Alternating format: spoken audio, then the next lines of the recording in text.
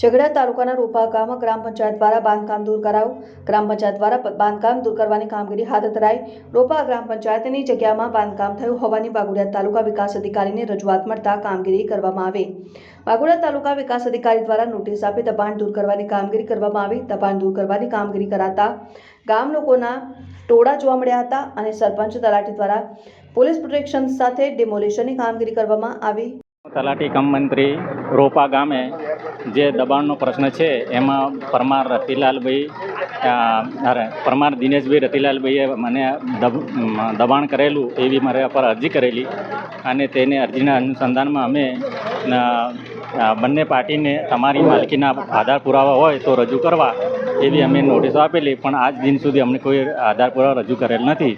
જેથી જે અમારા પંચાયતના નીતિ નિયમ પ્રમાણે અમે પંચાયતના ધારા પ્રમાણે 105 હેઠળ અમે જે કાર્યવાહી કરેલી છે અને આજની તારીખમાં અમે દબાણ દૂર કરવાની કાર્યવાહી કરેલી છે।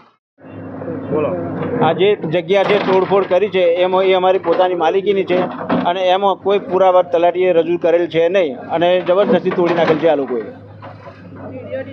અને અમે ટીડીઓ મામલતદારમાં અને ડીડીઓમાં અમે બધે અરજી આપી નોટિસ આપેલ છે, તો પણ હજુ કોઈ એ કર્યું નહીં એ લોકોએ। મારું નામ વિપિનભાઈ નટવરભાઈ પરમાર, ગામ રોપા।